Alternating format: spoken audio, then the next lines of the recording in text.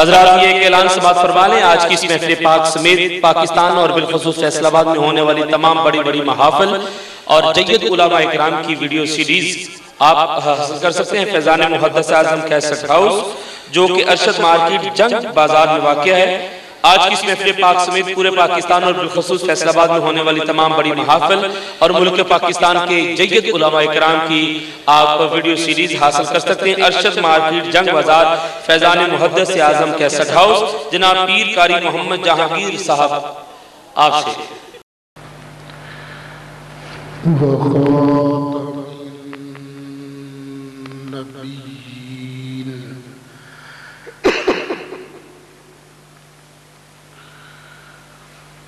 وعلى آله وأصحابه أجمعين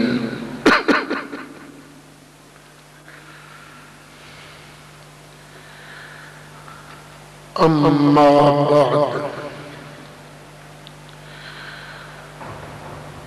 فأعوذ بالله من الشيطان الرجيم بسم الله الرحمن الرحيم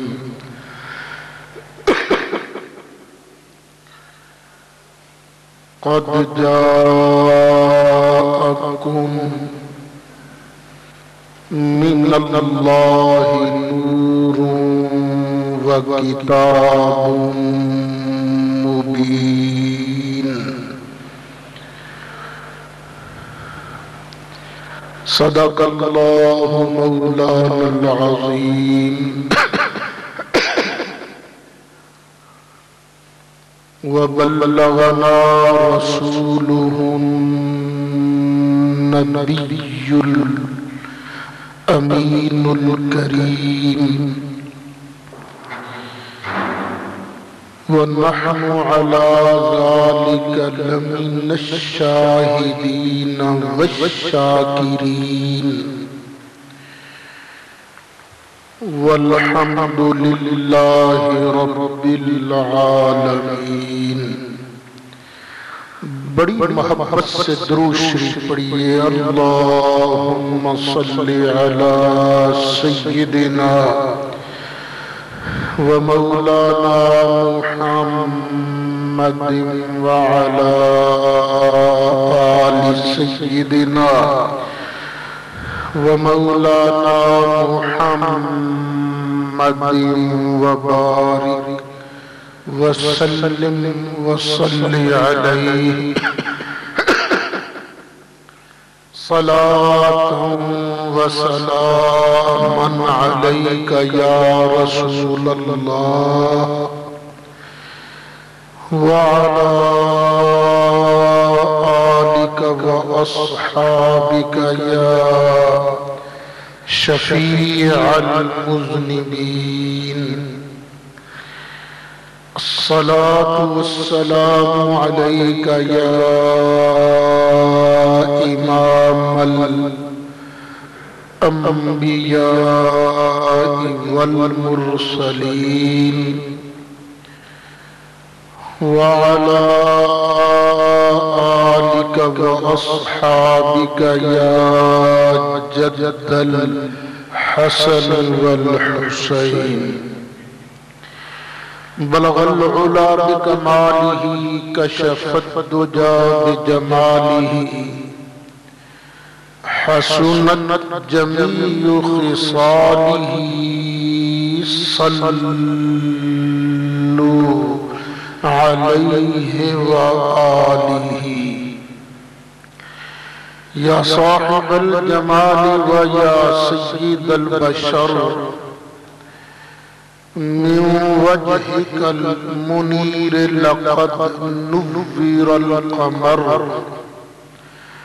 لا يمكن الثناء كما كان حقه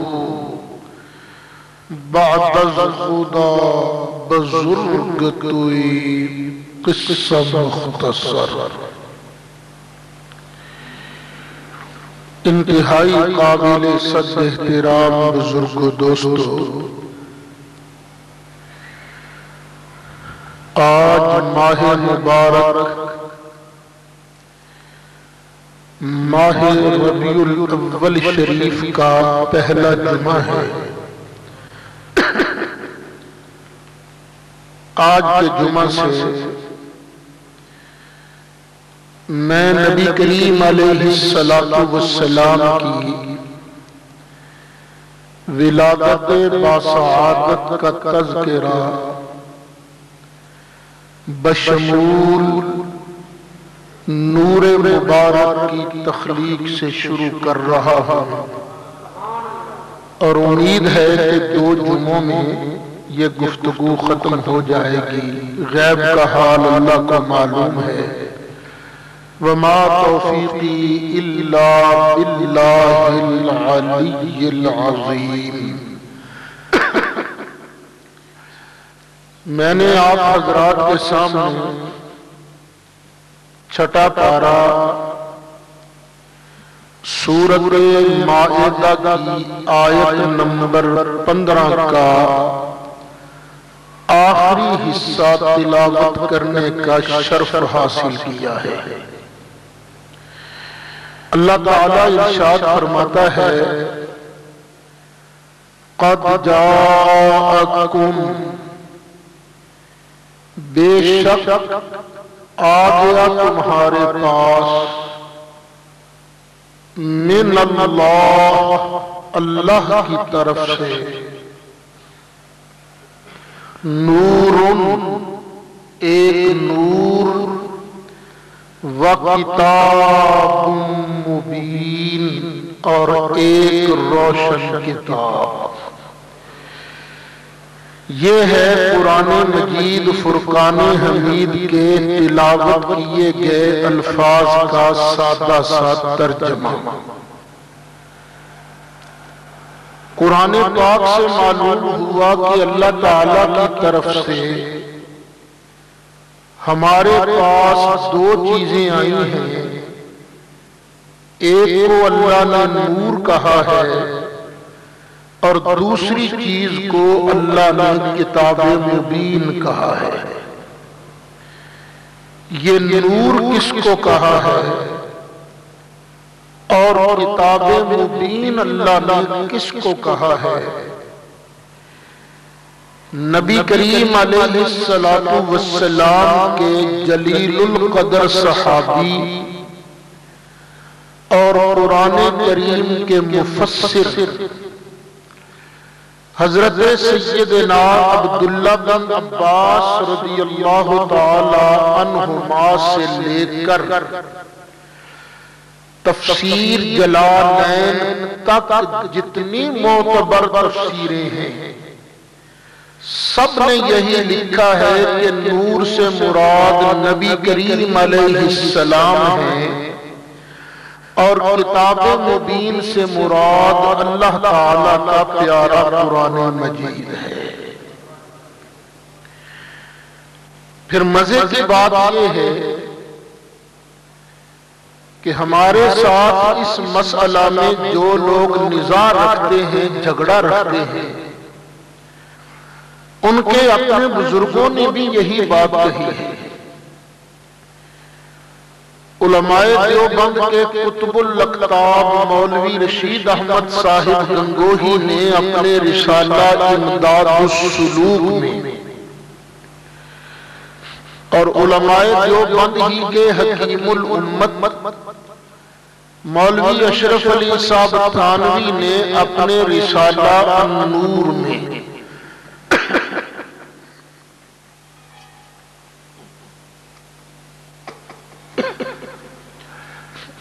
علماء دیوبند میں ایک بہت اہم نام ہے مولوی محمد ادریس صاحب کانگلوی کا، جو جامعہ اشرفیہ میں شیخ الحدیث رہے ہیں۔ انہوں نے اپنی تفسیر معارف القرآن میں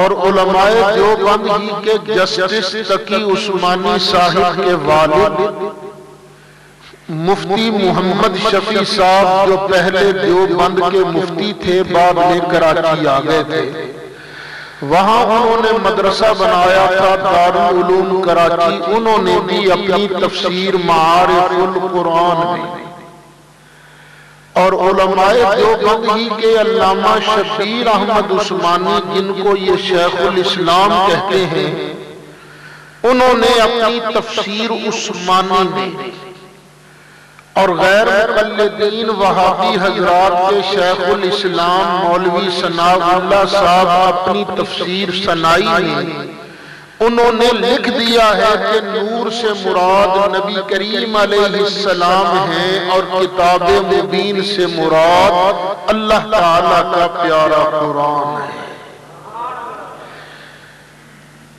مولوی اشرف علی صاحب تھانوی نے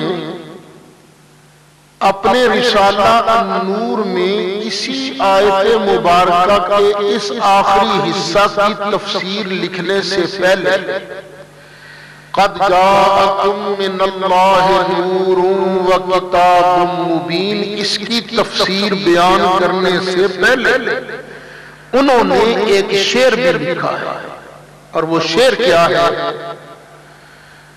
کہ نبی خود نور،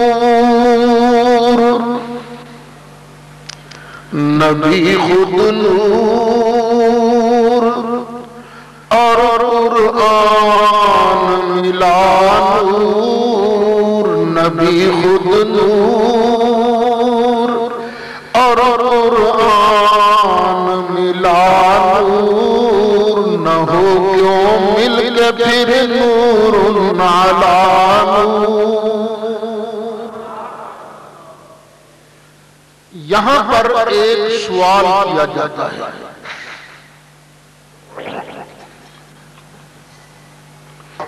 اور وہ سوال یہ ہے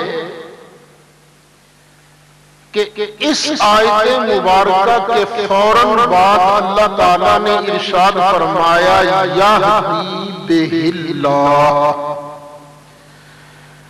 یہدی بہم اللہ نے فرمایا، اللہ فرماتا ہے اس ایک کے ذریعے اللہ ہدایت دیتا ہے، ان دو کے ذریعے ہدایت دیتا ہے یہ اللہ نے نہیں کہا، کیونکہ ہی ضمیر مجرور یہ واحد کے لیے ہے، تو پتہ یہ چلا کہ اس کا مرجع بھی شیء واحد ہے۔ اس سے پہلے اللہ تعالیٰ ایک چیز کا ذکر کر رہا ہے، دو چیزوں کا ذکر نہیں کر رہا۔ یہ ایک سوال اکثر طور پر کیا جاتا ہے۔ ایک مرتبہ ہم آزاد کشمیر کی سپریم کورٹ میں بھی پیش ہوئے تھے۔ وہ قصہ یوں تھا کہ آزاد کشمیر کا ایک پرنسپل تھا مرزا زاہد حسین، اس خبیث نے ایک کتاب لکھی تھی، بلکہ دو کتابیں لکھی جن میں صراحتاً نبی کریم علیہ السلام کی گستاخی اور توہین تھی۔ اس پر اس کے خلاف مقدمہ درج ہو گیا، عدالت نے اس کو جیل کے اندر کر دیا، اس کے حامیوں نے ضمانت کی درخواست دے دی، ضمانت کی درخواست نیچے والی عدالتوں سے ریجیکٹ ہوتی بات سپریم کورٹ تک پہنچی۔ جب بات سپریم کورٹ تک پہنچی تو آستانہ علیہ ڈھانگری شریف کے جو سجادہ نشین ہیں صاحبزادہ عتیق الرحمن صاحب، وہ آج کل آزاد کشمیر حکومت میں وزیر اوقاف بھی ہیں، انہوں نے مجھے ٹیلی فون کیا کہ بھئی سپریم کورٹ میں پیر کے دن پیش ہونا ہے، تم بھی آؤ۔ اور علماء کو بھی انہوں نے بلایا. میں اس وقت توگیرہ شریف میں تھا، وہاں سے چلا اور اتوار کی شب میں پہنچ گیا میرپور کے اندر.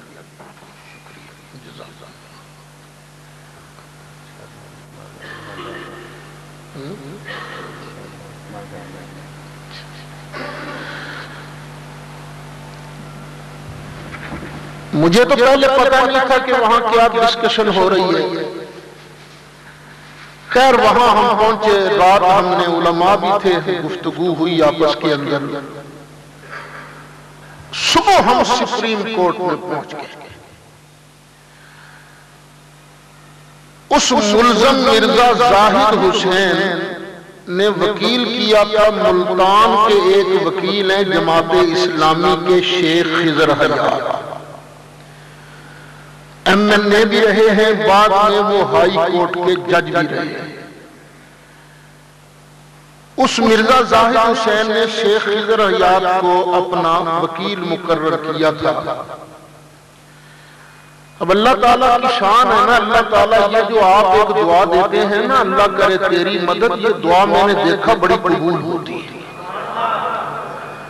اچھا میں وہاں پیش ہی نہیں ہو سکتا تھا، میں نے لا کیا نہیں، میرے پاس کسی کورٹ میں اپیئر ہونے کا لائسنس موجود نہیں ہے.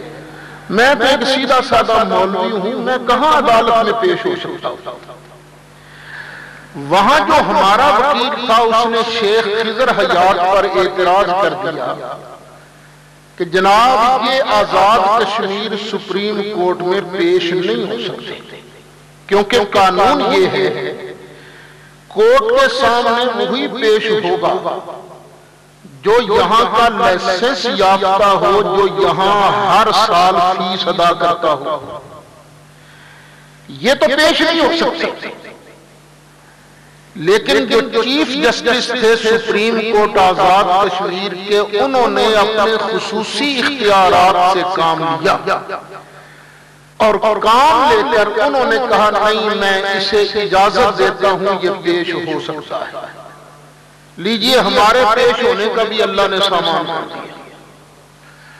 اب شیخ خضر حیات نے اس آیت مبارکہ پر بھی دستخط کی، اس پر بھی اس نے بحث کی. اس نے کہا حضور والا جناب والا ذرا گرامیٹیکلی دیکھیں، آپ گرامر کی روح سے دیکھیں، یہاں نور سے مراد نبی تو ہو ہی نہیں سکتے.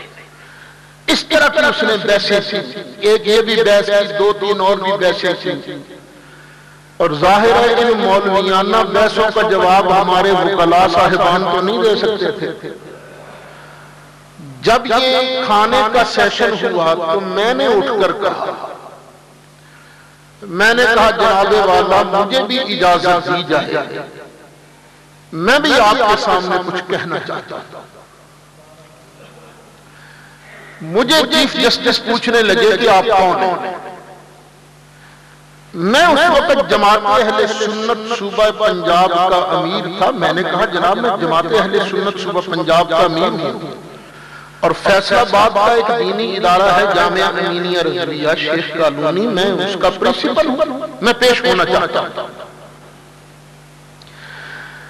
اتفاق سے اسی وقت مرزا زاہد حسین کا اپنا بھتیجا کھڑا ہو گیا، کہنے لگا جناب مجھے بھی پیش ہونے کی اجازت دی جائے. چیف جسٹس نے کہا کہ تم کیا کہو گے؟ گھبرا کر کہنے لگا، میری طرف اشارہ کر کے کہنے لگا جو کچھ یہ کہے گا میں اس کا رد کروں گا. میں نے فٹ کہا میں کہتا ہوں قل هو اللہ احد لکر بچورا. اس نے کہا جو کچھ یہ کہے گا. اچھا چیف جسٹس نے آخر یہ فیصلہ سنایا کہ ٹھیک ہے وقفے کے بعد مولانا سعید اسد پیش ہو سکیں گے. اچھا اب جو کچھ انہوں نے بحث کی تھی میں نے فوراً اپنے دوستوں کو کہا یا تفسیر ساوی علی الجلالین کسی کے پاس ہے تو وہ لاؤ. میرپور میں ہمارے دوست ہیں بھائی کریم سلطانی صاحب کے کلاس فیلو مولانا یوسف فاروقی، کہنے لگے میرے پاس ہے. میں نے کہا دیکھ لیا.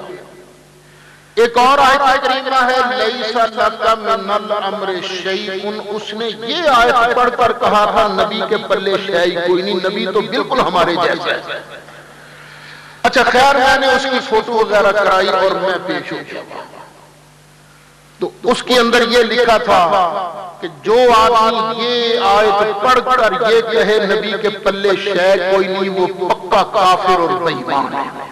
خیر خلاصہ یہ کہ جب انہوں نے ضمانت ریجیکٹ کی تو مجھے کوڈ کیا سپریم کورٹ نے اور کہا کہ جماعت اہل سنت پنجاب کے امیر مولانا سعید اسد نے جلالین کی شرح کا یہ حوالہ پیش کیا تھا اور اس بنا پر ہم اس گستاخ رسول کی ضمانت کو مسترد رکھ رہے ہیں۔ یہ اللہ تعالیٰ کا شکر ہے کہ میری وجہ سے ایک گستاخ رسول کیفر کردار کو پہنچا اور پھر اس کو سزائے موت ہوئی تھی، سنائی گئی تھی، جیل کے اندر ہی قید میں رہ کر وہ خبیث مر گیا۔ اب ذرا ٹھنڈے دل سے اس بات کو سنیے، یہ جو کہنا گرامر کی روح سے دیکھا جائے تو جہاں ایک ہی چیز مراد ہے دو چیزیں مراد نہیں ہیں، پتہ نہیں یہ کہاں پڑھتے رہے۔ کاش انہوں نے یہاں پڑھا ہوتا جامعہ امینیہ کے اندر یا سنی ادارے کے اندر تو انہیں پتہ چلتا کبھی کبھی ضمیر واحد دو چیزوں کے لیے بھی آیا۔ لیکن اس بات کو بیان کرنے سے پہلے میں ایک سادہ سی ترکیب کرتا ہوں، آپ حضرات کو تو شاید اس کی سمجھ نہیں آئے گی، لیکن جو حضرات علم نحو سے واقف ہیں وہ اس بات کو سمجھ جائیں گے اور اس کا حق اٹھائیں گے، مزہ لیں گے۔ اگر ہم ترکیب یوں کریں جاءکم من اللہ نور، نور ہے معطوف علیہ، واو عاطفہ، کتاب موصوف، مبین صفت اول، یہدی بہ اللہ، یہ پورا جملہ بن کر کتاب ان کی صفت ثانی بن رہا ہے تو کسی کو کیا تکلیف ہے؟ یہ ایک سادہ سی بات ہے، یہ پہلا جواب اور دوسرا جواب۔ ایک ہدایت دی ہے قرآن کریم نے اور ایک ہدایت دی ہے نبی کریم علیہ السلام نے۔ کیا خیال ہے دونوں کی ہدایتیں الگ الگ ہیں یا دونوں کی ہدایت ایک ہے؟ ایک ہے۔ چونکہ دونوں کی ہدایت ایک ہے اس لیے اللہ تعالیٰ نے بعد میں ارشاد فرمایا یہدی بہ اللہ، اس ایک کے ذریعے اللہ تعالیٰ ہدایت عطا فرماتا ہے۔ اب اس کی دو مثالیں میں قرآن کریم سے پیش کرنا چاہتا ہوں۔ اللہ تعالیٰ نے ارشاد فرمایا واللہ ورسولہ، اللہ اور اس کا پیارا رسول صلی اللہ علیہ وسلم۔ بولیے اللہ اور اس کا پیارا رسول یہ ایک ذات ہے یا دو ذاتیں ہیں؟ دو ذاتیں ہیں، وہ خالق یہ مخلوق، وہ معبود یہ عبد، وہ ازلی وہ قدیم اور یہ حادث، بڑا فرق ہے۔ یہ محتاج اپنے رب کے اور رب کریم صمد ہے، کسی کا محتاج نہیں، کتنا فرق ہے۔ لیکن اللہ ارشاد فرماتا ہے واللہ ورسولہ احق ان یرضوہ، اللہ اور اس کا رسول اس بات کا حق رکھتا ہے کہ اس ایک کو راضی کیا جائے۔ پہلے کتنی ذاتوں کا ذکر ہے؟ دو کا، بعد میں ضمیر واحد کی، کیوں؟ اللہ کی رضا اور نبی کریم علیہ السلام کی رضا کوئی الگ الگ چیزیں نہیں، دونوں کی رضا ایک ہے۔ جس نے اللہ تعالیٰ کو راضی کر لیا اس نے نبی کریم علیہ السلام کو راضی کر لیا، جس نے نبی کریم علیہ السلام کو راضی کر لیا اس نے اللہ تعالیٰ کو راضی کر لیا۔ چونکہ دونوں کی رضا ایک ہے اس لیے اللہ تعالیٰ نے بعد میں ارشاد فرمایا واللہ ورسولہ احق ان یرضوہ۔ اسی طرح چونکہ نبی کریم علیہ السلام کی ہدایت اور قرآن کی ہدایت ایک ہے اس لیے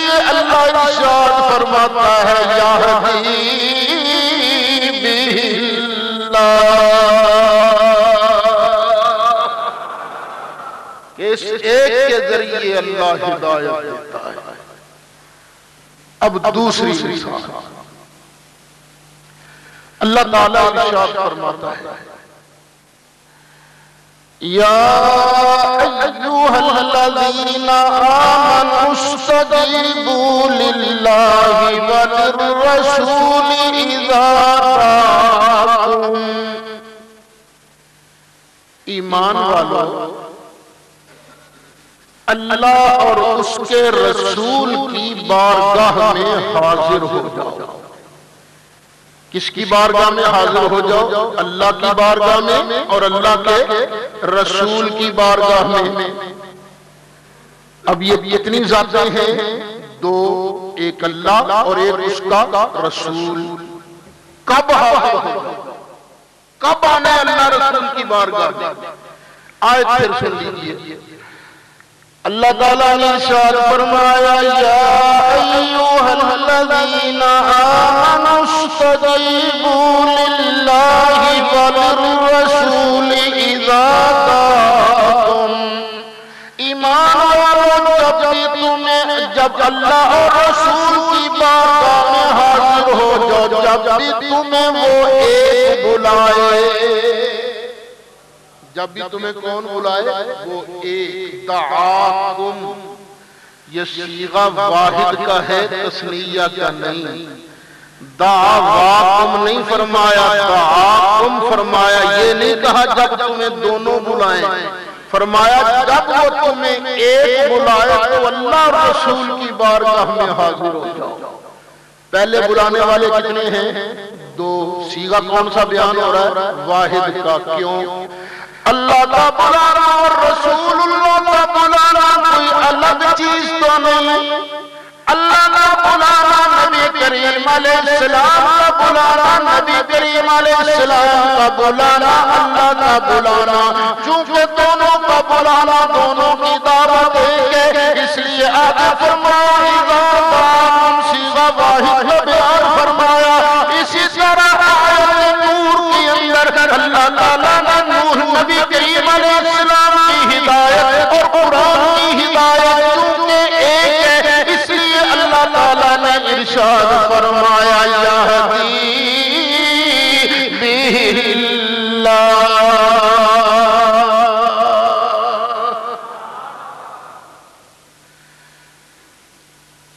پھر اس طرف بھی غور فرمائیے کہ یہ آیت مبارکہ یہاں سے شروع نہیں ہو رہی۔ قد جاءکم من اللہ نور سے آیت شروع نہیں ہو رہی۔ آیت مبارکہ شروع ہو رہی ہے پہلے سے۔ ذرا قرآن شریف یہ آیت کہاں سے شروع ہو رہی ہے؟ توجہ فرمائیں۔ یا اہل الکتاب قد جاءکم رسولنا، اے اہل کتاب بے شک آ گئے ہیں تمہارے پاس ہمارے رسول صلی اللہ علیہ وسلم۔ کون تشریف لائے ہیں؟ ہمارے رسول صلی اللہ علیہ وسلم۔ اور یہ کرتے کیا ہے؟ یبین لکم کثیرا مما کنتم تخفون من الکتاب ویعفو عن کثیر۔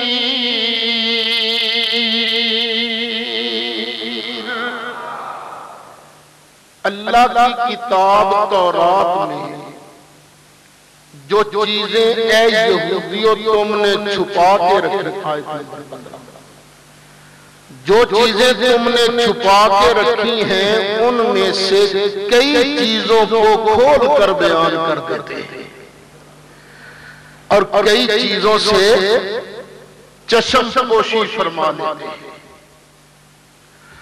اب دیکھیے کس کس کا ذکر ہو رہا ہے؟ رسول کی تشریف آوری کا، اور رسول کے مشن کا بیان ہو رہا ہے۔ نبی کریم علیہ السلام کا مشن کیا ہے؟ اللہ کی کتاب میں یہودیوں تم جو دھاندلی کرتے ہو، گڑبڑ کرتے ہو، ان میں سے کئی چیزوں کو کھول کر بیان کرتے ہیں اور کئی چیزوں سے چشم پوشی فرماتے ہیں درگزر کرتے ہیں۔ ایک رسول کی تشریف آوری کا ذکر اور دوسرا کتاب کا ذکر، یہ ابھی آیت پوری چل رہی ہے۔ اب اس کے بعد اللہ فرماتا ہے اے لوگوں تم میرے محبوب آنے والے رسول کو معمولی نہ سمجھنا، قد جاءکم من اللہ نور و کتاب مبین۔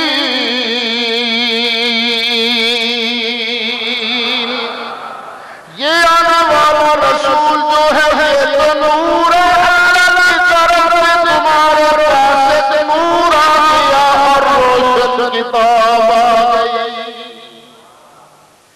تو یہ قرآن بھی بیان کرتا ہے کہ یہاں نور سے مراد کون ہے؟ رسولنا۔ پھر دیکھیے یا اہل الکتاب قد جاءکم رسولنا، کون آیا؟ قد جاءکم رسولنا یا اہل الکتاب قد جاءکم رسولنا، اور پھر اسی رسول کا تذکرہ قد جاءکم من اللہ نور و کتاب مبین۔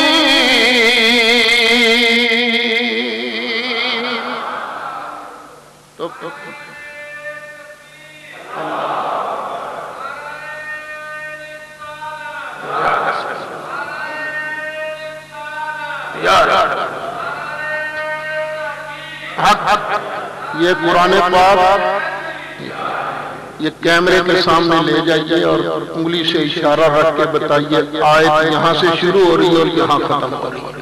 پتہ نہیں کیسٹ بعد میں کہاں جائے گی، کون سنے گا۔ ایک آدمی کا ایمان بھی پکا ہو گیا، میں سمجھوں گا میری قبر کے ٹھنڈے ہونے کا سامان بن گیا۔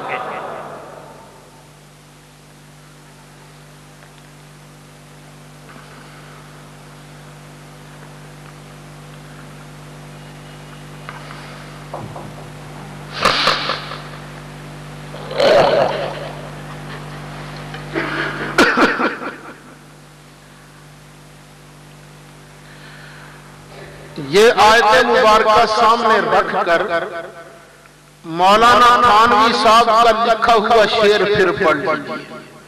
اور دیوبندیوں پیر تمہارا ہے شعر، اس کا میں تمہیں پڑھ کے یاد کرا رہا ہوں۔ خدا کے لیے اپنے استاد اور اپنے پیر کا سبق یاد رکھو۔ وہ لکھتے ہیں نبی خود نور، نبی خود نور اور قرآن ملا نور، نبی خود نور اور قرآن نور، نبی خود نور اور قرآن ملا نور، نہ ہو کیوں مل کے پھر نور نالا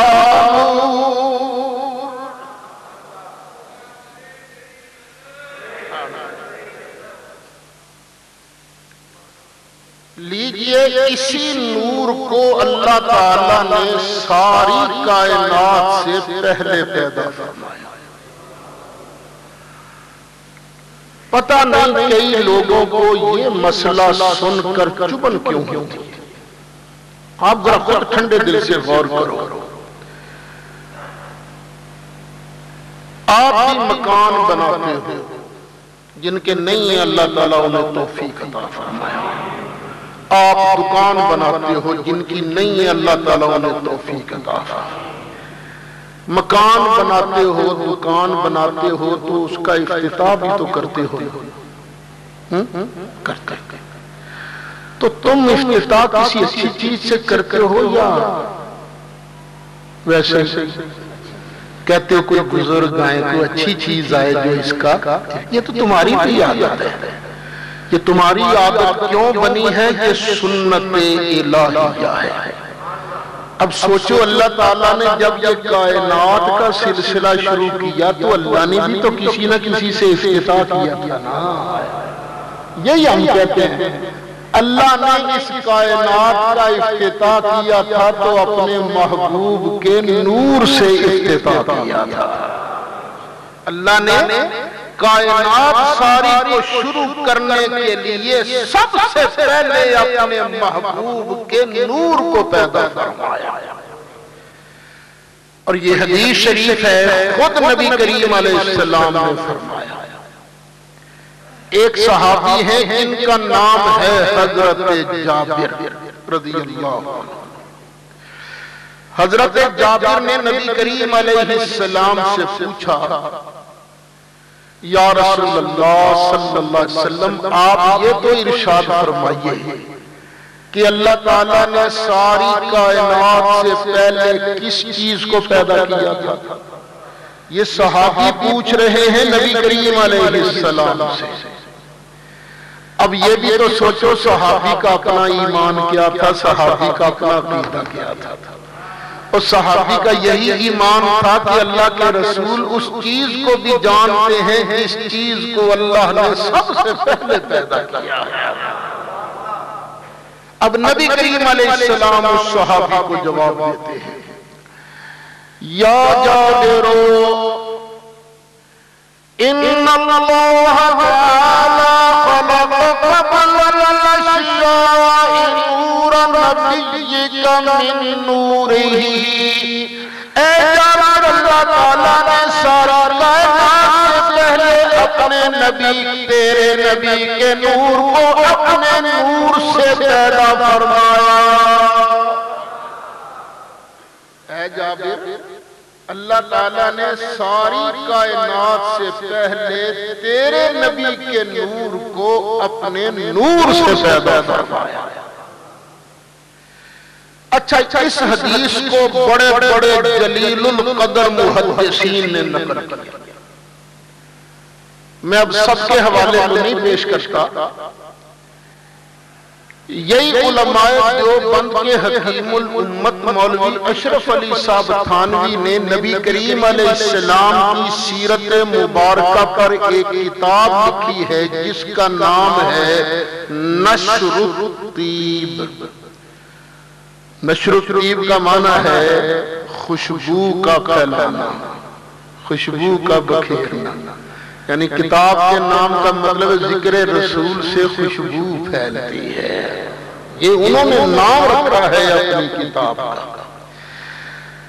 اور کتاب لکھنے سے پہلے اس کی وجہ لکھی ہے میں نے کتاب لکھی کیوں ہے. تو وہ کہتے ہیں مارکیٹ کے اندر نبی کریم علیہ السلام کی سیرت مبارکہ کے بیان میں کئی کتابیں لکھی گئی ہیں اردو زبان میں, لیکن وہ کوئی اتنی ایتھنٹک کتابیں نہیں ہیں, ان میں ضعیف من گھڑت باتیں ہیں. تو میں نے سوچا میں نبی کریم علیہ السلام کی سیرت مبارکہ پر ایسی کتاب لکھوں جو بالکل صحیح باتوں پر مشتمل ہو. پھر ایک اور جگہ انہوں نے لکھا کہ جن دنوں میں یہ کتاب لکھ رہا تھا نا نشر الطیب, ان دنوں پورے ملک کے اندر طاعون کی بیماری پھیلی ہوئی تھی. ہمارے علاقہ تھانہ بھون کے اندر بھی روز کوئی نہ کوئی بندہ اس طاعون کی بیماری سے مر جاتا تھا. لیکن جس دن میں اس کتاب کے 2-4 ورق لکھ لیتا, اس دن ذکر رسول کی برکت سے ہمارے گاؤں میں کوئی بندہ نہیں مرا کرتا تھا. اور وہ اپنے مریدوں کو حکم دیتے ہیں کہ اس کتاب کے روز 1-2 ورق پڑھ کے سویا کرو. یعنی ان کے نزدیک یہ اتنی بابرکت کتاب ہے. وہ اپنی کتاب جب شروع کرتے ہیں تو عنوان کیا قائم کرتے ہیں, پہلا باب نور محمدی کے بیان میں. اور پہلی حدیث اس میں یہی حدیث جابر نقل کرتے ہیں کہ نبی کریم علیہ السلام نے ارشاد فرمایا یا جابر اللہ خلق قبل الاشیاء نور نبیک من نورہ، اے جانور اللہ تعالیٰ نے ساری چیزوں سے پہلے تیرے نبی کے نور کو اپنے نور سے پیدا فرمایا ہے۔ اب یہاں ایک بات ہے سمجھنے والی، یہ لوگ تقریروں میں بھی کہتے ہیں، انٹرنیٹ پر بھی یہ اعتراض پھیلا ہوا ہے کہ عیسائیوں میں اور سنیوں میں کوئی فرق نہیں۔ وہ کس طرح؟ عیسائیوں نے عیسیٰ علیہ السلام کو اللہ کا بیٹا مانا، اور بیٹا تو باپ کا حصہ ہوتا ہے نا، باپ میں سے ہوتا ہے، اور انہوں نے یہ کہا نبی علیہ السلام کے نور کو اللہ نے اپنے نور سے پیدا کیا، تو نبی کا نور تو اللہ کے نور سے ہوا، تو نبی بھی اللہ سے اور اللہ کا حصہ بن گیا، اللہ کا جز بن گیا۔ توبہ، عیسائیوں میں اور سنیوں میں کوئی فرق نہیں۔ تو سن لیجئے، یہ معنی جو وہ بیان کرتے ہیں یہ معنی ہم بیان ہی نہیں کرتے۔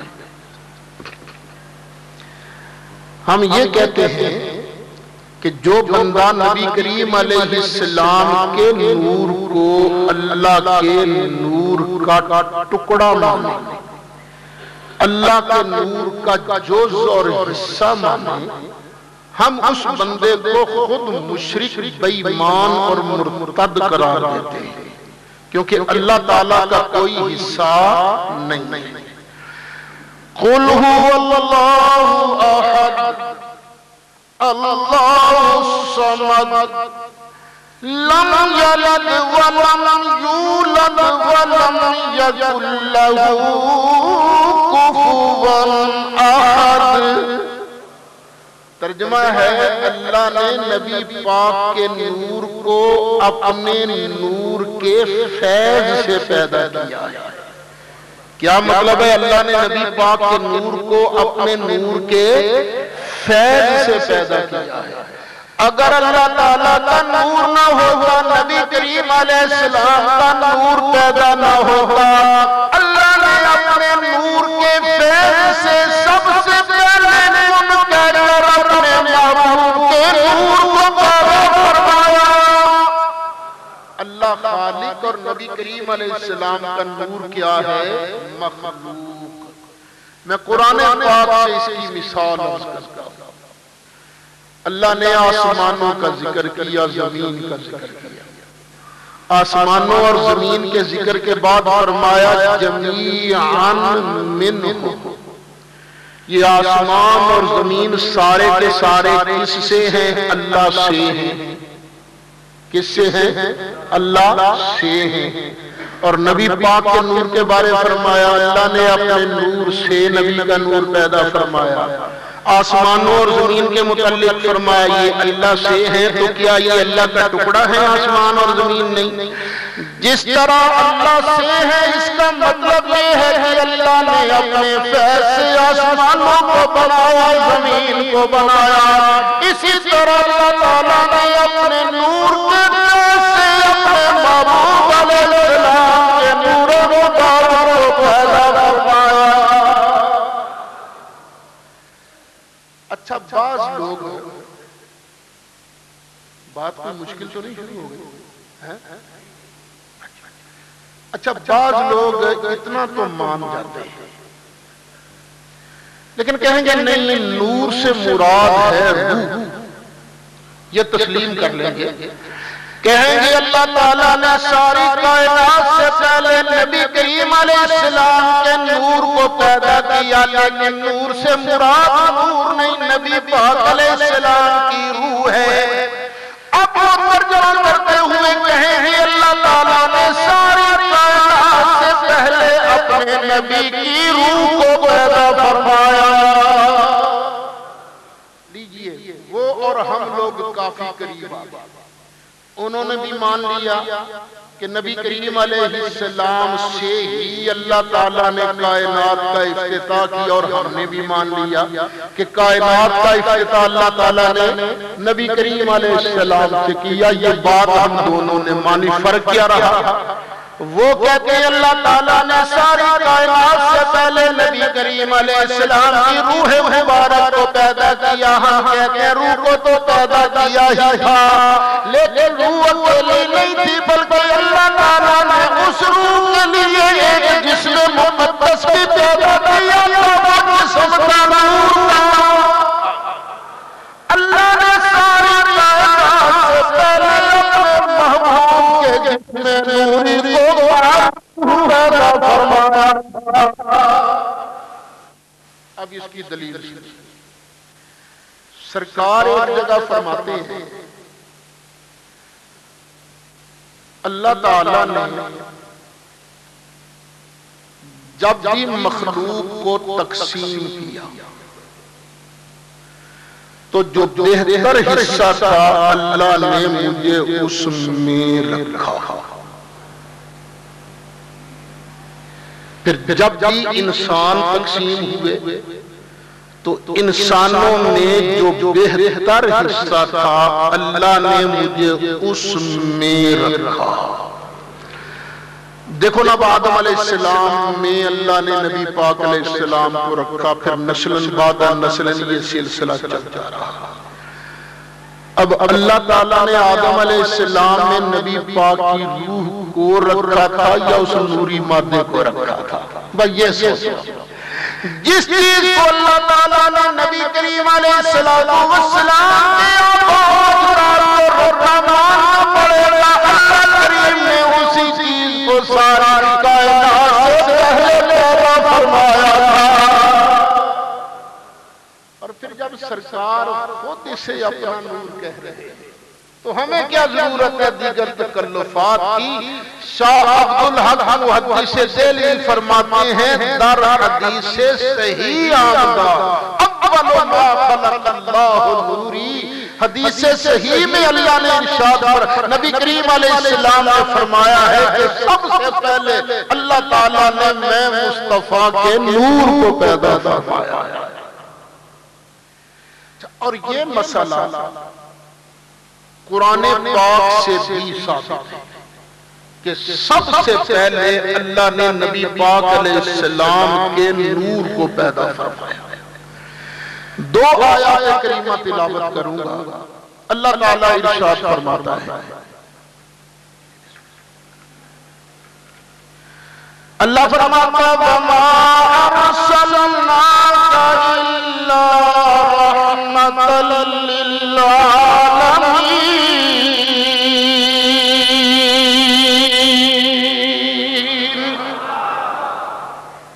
نہیں بھیجا ہم نے آپ کو مگر واسطے رحم کرنے کے سارے جہانوں پر۔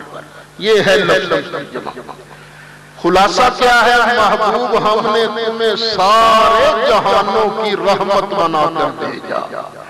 وَمَا أَرْسَلْنَاكَ إِلَّا رَحْمَةً لِلْعَالَمِينَ۔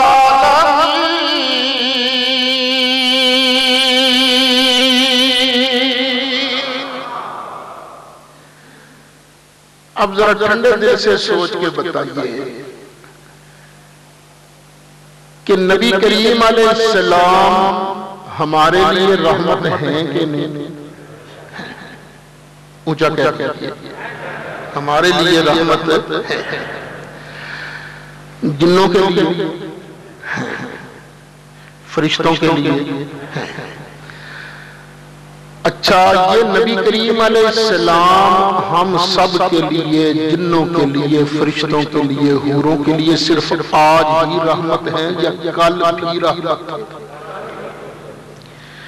جب جبریل پیدا ہوا تھا تو اس وقت بھی سرکار جبریل کے لیے رحمت تھے کہ نہیں تھے؟ اس وقت بھی سرکار جبریل کے لیے رحمت تھے۔ اگر کہو اس وقت رحمت نہیں تھے تو رحمت للعالمین نہیں بنتے۔ اور یہ کوئی میرا فتویٰ تو نہیں ہے، کہ جامعہ میمیہ کے اساتذہ کا اعلان تو نہیں ہے، یہ آپ کا اعلان تو نہیں ہے، یہ تو خود اللہ رب العالمین کا اعلان ہے۔ وَمَا أَرْسَلْنَاكَ إِلَّا رَحْمَةً لِلْعَالَمِينَ۔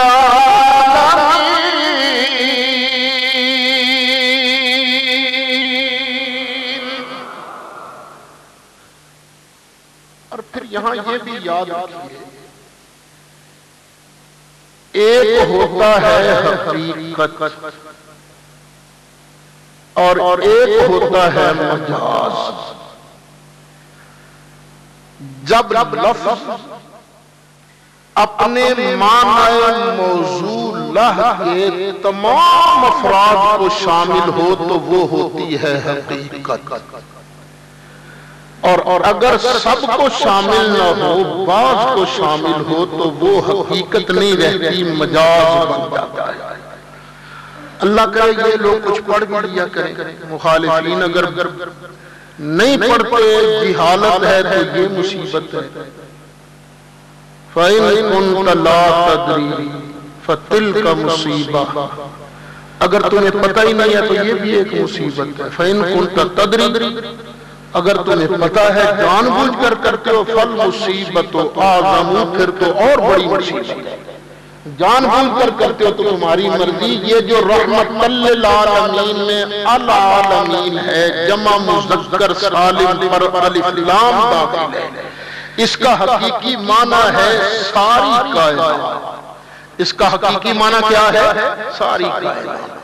اب اس کو یوں سمجھو، اللہ نے اپنی شان میں کی، اللہ تعالیٰ نے ارشاد فرمایا الحمدللہ رب العالمین،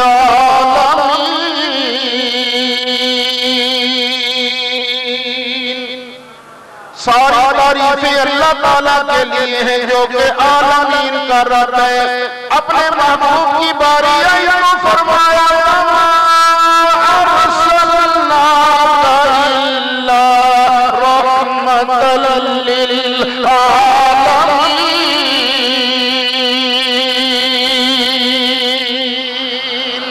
نتیجہ یہ نکلا، رب کا اعلان دنیا والا جس اسی کے لیے میں نے اپنے محبوب کو رحمت بنا کر بھیجا ہے۔ اب بولو اللہ جبریل کا رب ہے کہ نہیں ہے؟ تو سرکار جبریل کے لیے رحمت ہے کہ نہیں؟ تو جب پیدا ہوا تھا جبریل اس وقت بھی رحمت تھے کہ نہیں؟ اس وقت کیا تھے؟ اس وقت کیا تھے؟ دیکھیے یہ میں اپنی طرف سے نہیں کہتا، خود شاہ اسماعیل دہلوی جو کہ دیوبندی حضرات اور وہابی حضرات سب کے مشترکہ گرو ہیں، سب کے مشترکہ ڈیڈی جان ہیں، انہوں نے بھی کہا۔ دیکھیے نا اللہ تعالیٰ حق بات تو لکھوا دیتا ہے، ہم کہتے چلو یار ہماری نہیں مانتے، اپنے بزرگوں کی مانتے۔ انہوں نے مثنوی سلک نور کے اندر نبی کریم علیہ السلام کی نعت لکھتے ہوئے کہا سو اول ہی پیدا ہوا ان کا نور، سو اول ہی پیدا۔ عقیدے کی بات ذرا اچھی طرح یاد کر لیجئے، سو اول ہی پیدا نور، سو اول ہی پیدا،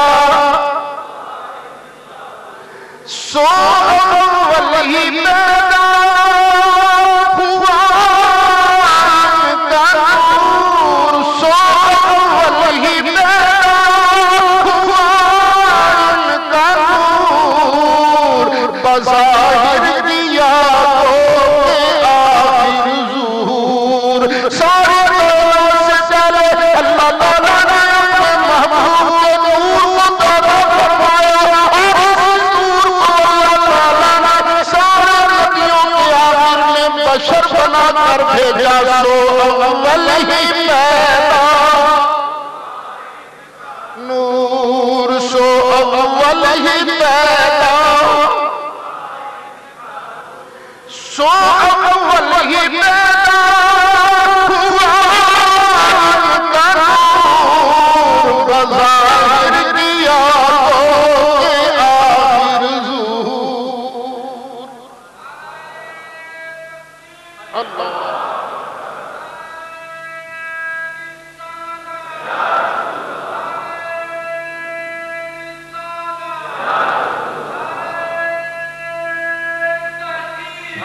जाए।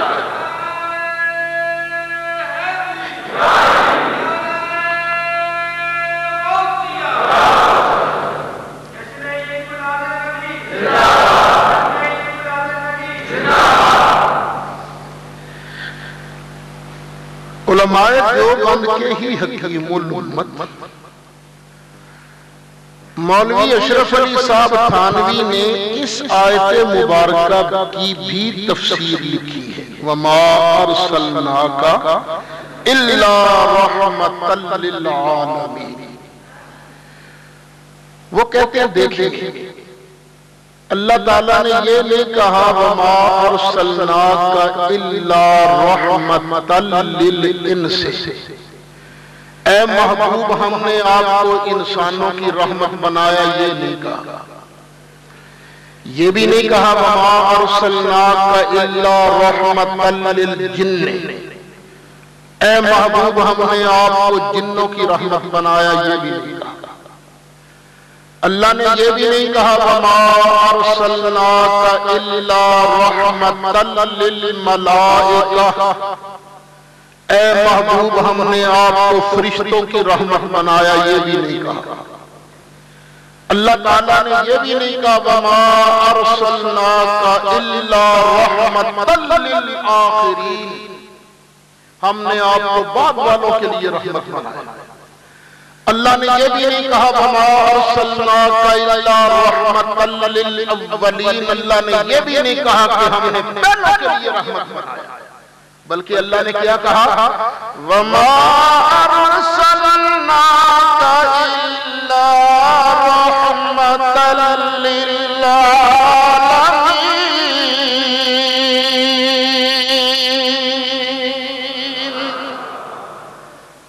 अब आगे लिखते हैं नबी करीम अलैहिस्सलाम के बाद जो लोग आए सरकार उनके लिए रहमत है, ये बात तो समझ में आती है। लेकिन जो लोग नबी करीम अलैहिस्सलाम से पहले थे उनके लिए नबी करीम अलैहिस्सलाम कैसे रहमत बने, ये बात समझने वाली है। वो कहते हैं थानवी साहब अपनी किताब हवाए मीलादुन नबी में इसी आयत की तफसीर के अंदर कहते हैं अल्लाह ने पहले पर रहमत के लिए अपने महबूब का और वजूद पैदा फरमाया। एक है सरकार का ये जिस्म बशर, ये वजूद बशर, लेकिन पहलों पर रहमत के लिए अल्लाह ताला ने सरकार का एक और जिस्म, एक और वजूद, एक और बॉडी बनाई, और वो वजूद कौन सा है? नूर का। वो क्या लिखते हैं? और वो वजूद है नूर का। थानवी साहब लिखते हैं अल्लाह ताला ने अपने महबूब अलैहिस्सलाम के वजूद नूरी को सारी कायनात से पहले पैदा फरमाया। नबी करीम अलैहिस्सलाम के उसी नूर की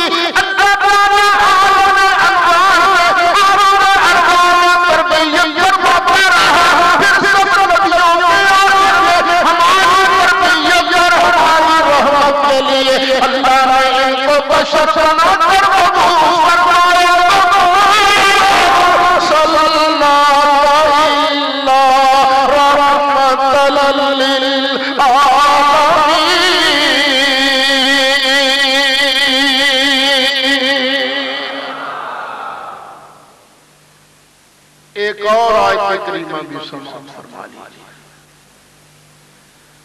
8वां पारा है, सूरत अनआम है। अल्लाह इरशाद फरमाता है कुल इन्ना सलाती व नुसुकी व महयाया व ममाती लिल्लाहि रब्बिल आलमीन। महबूब ऐलान कर दीजिए कि बेशक मेरी नमाज, मेरी कुर्बानी, मेरा दुनिया में आना और मेरा दुनिया से जाना सब हजरात ये एक ऐलान से बात फरमा लें, आज की इस महफिल पाक समेत पाकिस्तान और बिलखुसूस फैसलाबाद में होने वाली तमाम बड़ी बड़ी महाफिल اور جید علماء اکرام کی ویڈیو سیریز آپ حاصل کر سکتے ہیں فیضان محدث اعظم کیسٹ ہاؤس، جو کہ ارشد مارکیٹ جنگ بازار میں واقع ہے۔ آج کی اس محفل پاک سمیت پورے پاکستان اور بالخصوص فیصل آباد میں ہونے والی تمام بڑی محافل اور ملک پاکستان کے جید علماء اکرام کی آپ ویڈیو سیریز حاصل کر سکتے ہیں۔ ارشد مارکیٹ جنگ بازار فیضان محدث اعظم کیسٹ ہاؤس، جناب پیر قاری محمد جہانگیر صاحب آپ سے العالمین کے لیے ہے، لا شریک لہ، اللہ کا کوئی شریک نہیں، وَبِذَالِكَ أُمِرْتُ، اور مجھے اسی چیز کا حکم دیا گیا ہے اعلان کروں، لا شریک لہ، اس کا کوئی شریک نہیں۔ اگلے الفاظ قابل غور ہیں، میں ان سے استدلال کروں گا۔ اللہ تعالیٰ نے ارشاد فرمایا محبوب اعلان کر دے وَأَنَا أَوَّلُ الْمُسْلِمِينَ،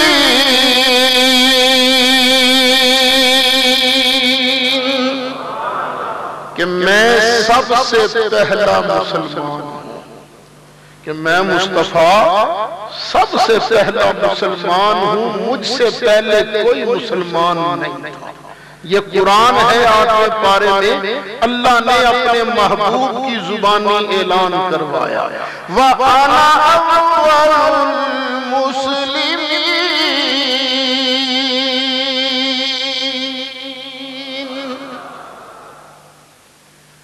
اب یہ مسلمان کب سے شروع ہوئے؟ بعض دوستوں کا خیال ہے جب سے نبی کریم علیہ السلام نے نبوت کا اعلان فرمایا تب سے مسلمان شروع ہوئے، نہیں۔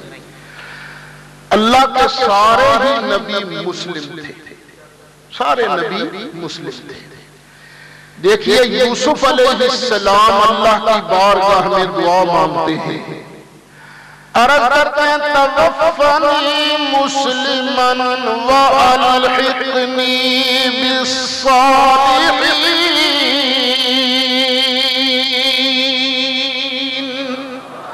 یا اللہ جب میری وفات ہو تو حالت اسلام میں ہو، یا اللہ مجھے مسلمان ہونے کی حالت نہیں وفات دینا۔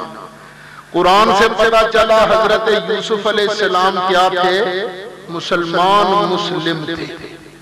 اور پہلا پارہ ہے ابراہیم علیہ السلام اور اسماعیل علیہ السلام جب دونوں کعبہ بنا رہے تھے تو 7 دعائیں مانگ رہے تھے، اور ایک دعا یہ بھی مانگ رہے تھے ربنا واجعلنا مسلمین لک ومن ذریتنا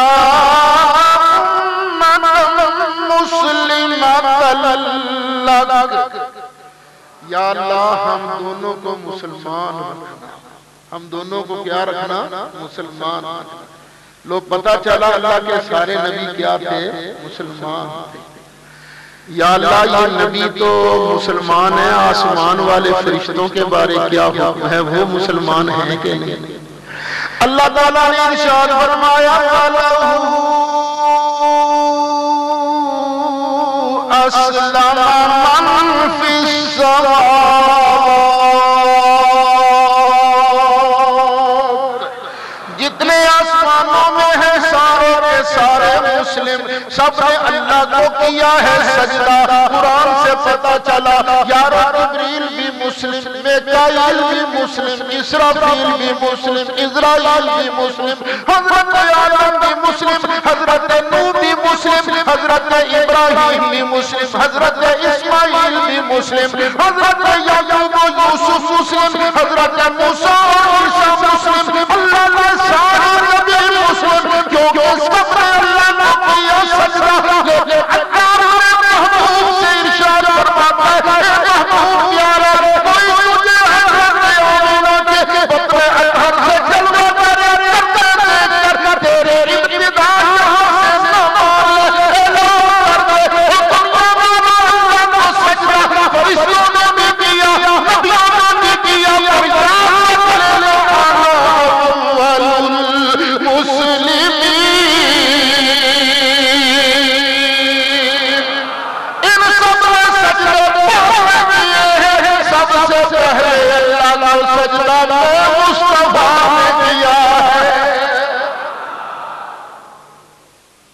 بولیے قرآن کیا کہتا ہے؟ سرکار نے اللہ کو سب سے پہلے، تو اس وقت کیا تھا؟ کیا تھے اس وقت؟ تو کہہ دو سو اول ہی پیدا نور، سو اول ہی پیدا، سو اول ہی پیدا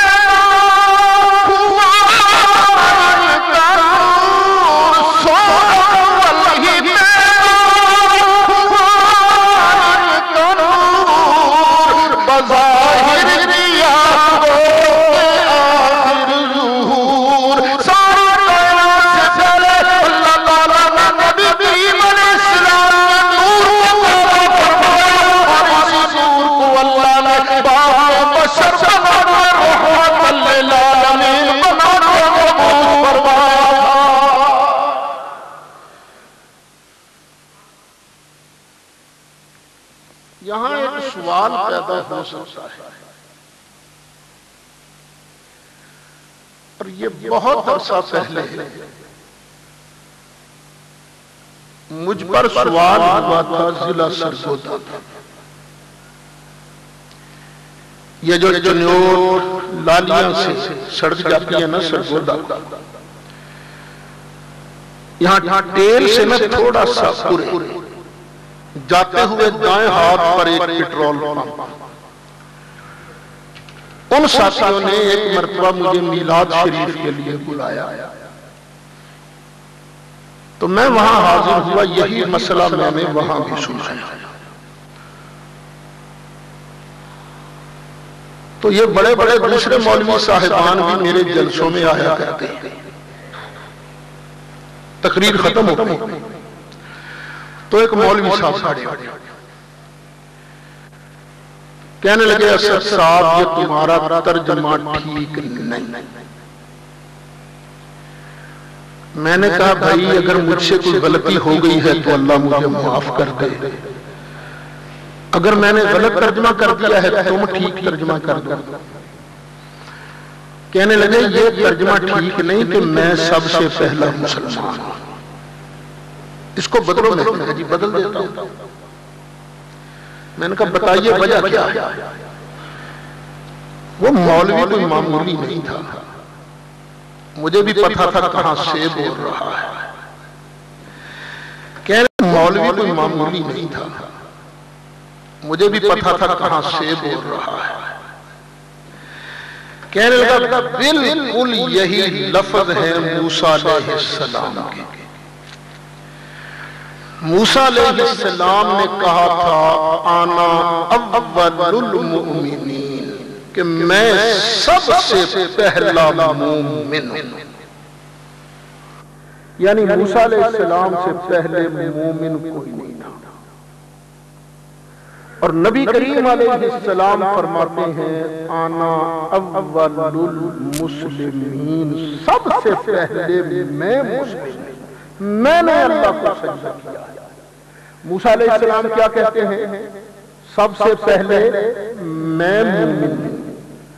اسد صاحب یہ دونوں آیتیں پہلے جو مفسرین ہیں ان کے سامنے تھیں، اس لیے انہوں نے ترجمہ کرتے وقت ایک لفظ بڑھایا ہے تاکہ آیتوں میں لڑائی نہ ہو۔ وہ تمہیں بڑھانا پڑے گا ورنہ تم مار کھاؤ گے۔ میں نے کہا کہ وہ کون سا لفظ ہے جو مجھے بڑھانا پڑے گا؟ کہنے لگے ترجمہ کرو کہ میں اپنی امت میں، یہ اپنی امت میں کا لفظ بڑھانا پڑے گا۔ اب آیتوں کا ترجمہ یہ بنے گا موسیٰ علیہ السلام فرماتے ہیں میں اپنی امت میں سب سے پہلا مومن ہوں، اور نبی کریم علیہ السلام فرماتے ہیں میں اپنی امت میں سب سے پہلا مسلم ہوں۔ اگر یہ لفظ نہیں بڑھاؤ گے تو مار کھا جاؤ گے۔ میں نے کہا جی مجھے کیا اعتراض ہے بڑھا لو، میں نے کون سا ضد کر لیا؟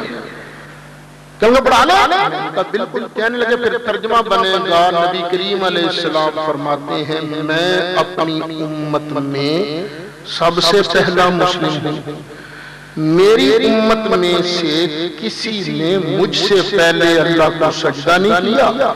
اور موسیٰ علیہ السلام کہتے ہیں میں اپنی امت میں سب سے پہلا مومن ہوں. میری امت میں مجھ سے پہلے اللہ کو کسی نے مانا نہیں.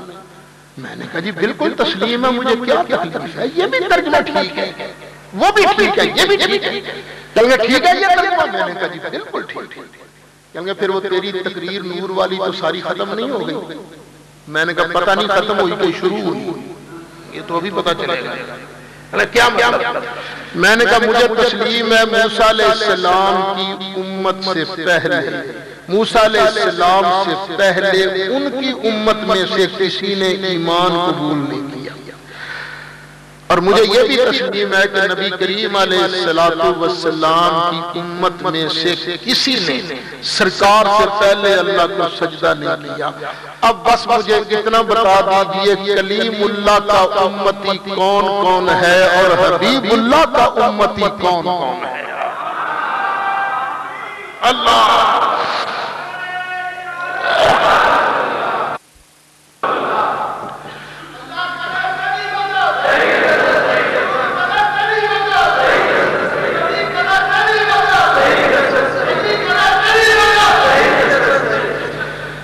کلیم اللہ کی امت ہے صرف بنی اسرائیل، اور حبیب اللہ کی امت کون ہے؟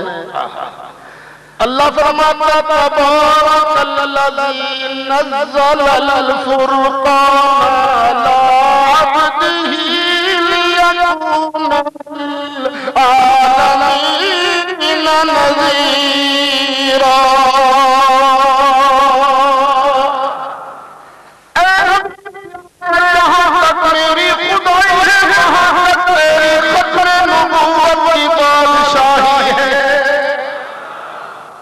اور مسلم شریف کی حدیث ہے سرکار فرماتے ہیں ارسلت الی الخلق کافہ،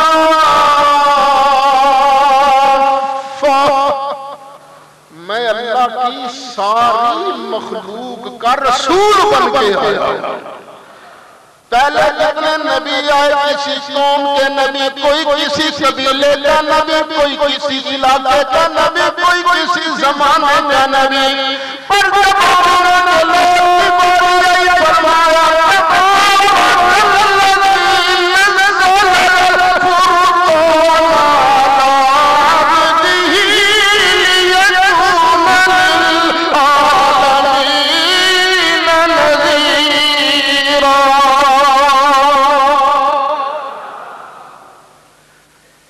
حضرت امام اہل سنت، عاشقوں کے امام، اور جنہوں نے ہمارا رخ مدینہ طیبہ کی طرف سیدھا کیا ہے.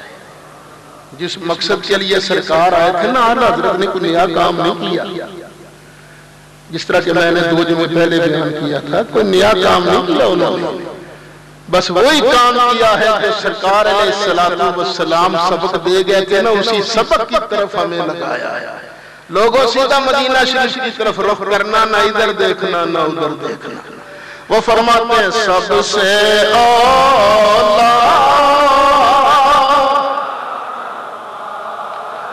نبی، سب سے بالا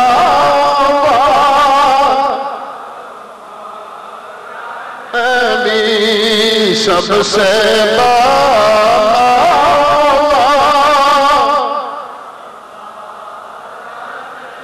اور جیسے سب کا خدا ایک ہے ویسے ہی، جیسے سب کا خدا ایک ہے ویسے ہی ان کا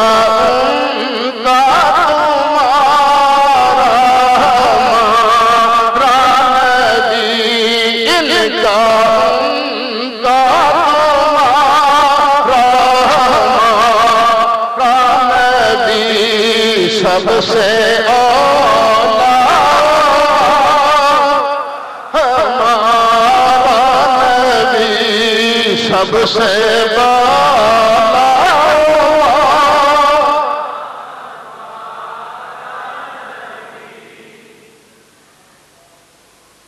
خیر جب میں نے یہ باتیں کی تو مولوی صاحب چپ کر کے بیٹھ گئے، یعنی کہ بات تمہاری ٹھیک ہے۔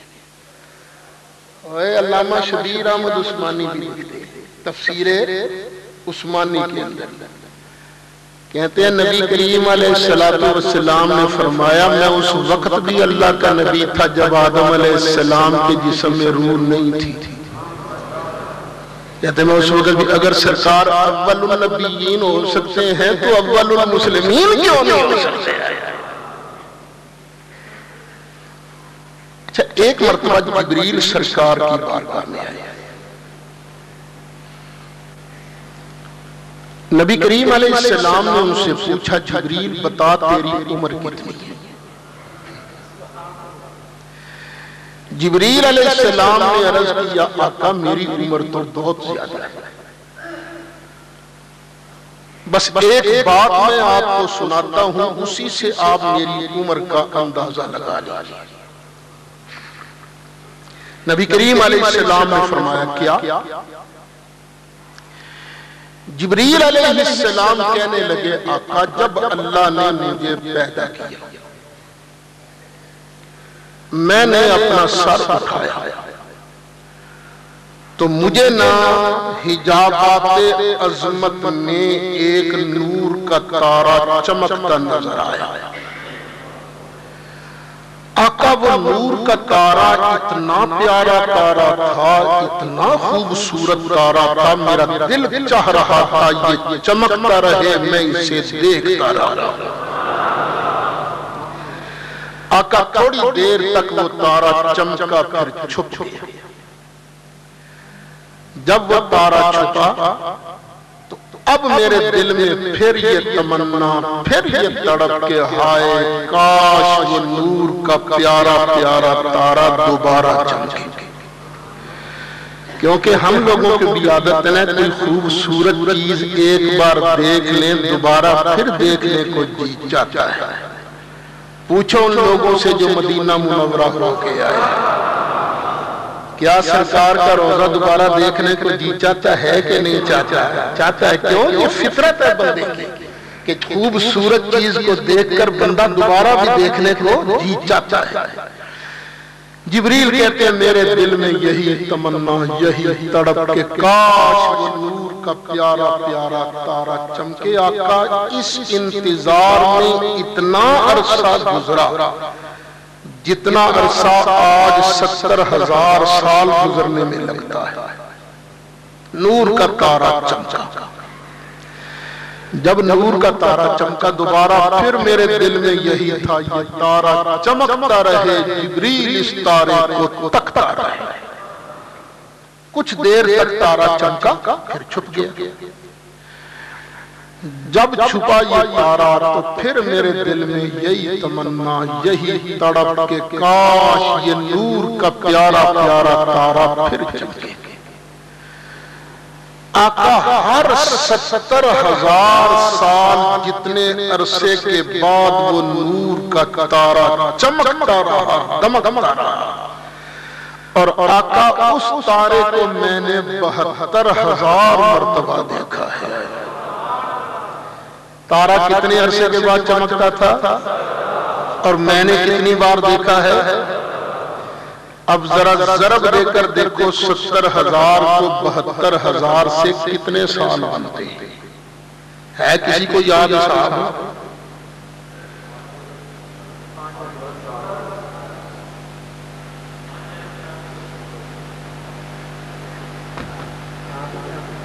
اچھا جی نہیں نبی کریم علیہ السلام نے فرمایا اچھا یہ بتاؤ کہ تم نے اس تارے کو صرف چمکتا دیکھا یا کبھی پہچانا بھی ہے؟ نہیں آقا پہچانا نہیں۔ نبی کریم علیہ السلام نے ارشاد فرمایا بعزت ربی انا ذالک الکوکب، اے جبریل مجھے میرے رب کی عزت و جلال کی قسم ہے چمکنے والا تارا میں مصطفیٰ کا نور تھا، تو کہو سو اول ہی پیدا ہوا ان کا نور۔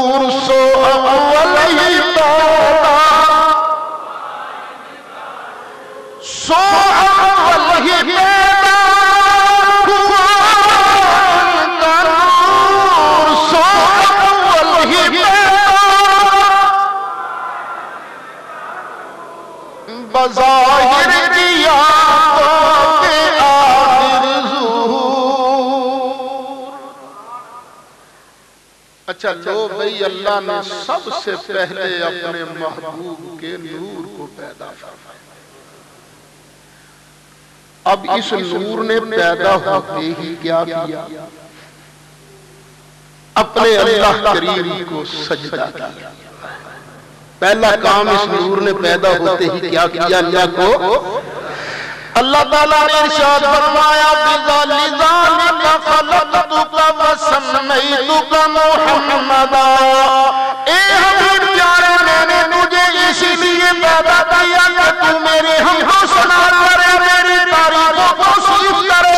اور میرا نام محمد اس لیے رکھ دیا ہے کہ پوری کائنات سب سے زیادہ محبوب پیارے تیری ہی تعریف کی جایا کرے. سرکار کو سب سے پہلے سجدہ کس نے کیا؟ اللہ کو سب سے پہلے سجدہ کس نے کیا؟ سرکار نے. اور اللہ نے سرکار کا نام کیا رکھا؟ محمد. محمد کا معنی کیا ہے؟ جس کی سب سے زیادہ تعریف کی جائے. سب سے پہلے اللہ کو کس نے سجدہ کیا؟ نبی پاک. نبی پاک سے پہلے اللہ کو کسی نے سجدہ کیا نہیں.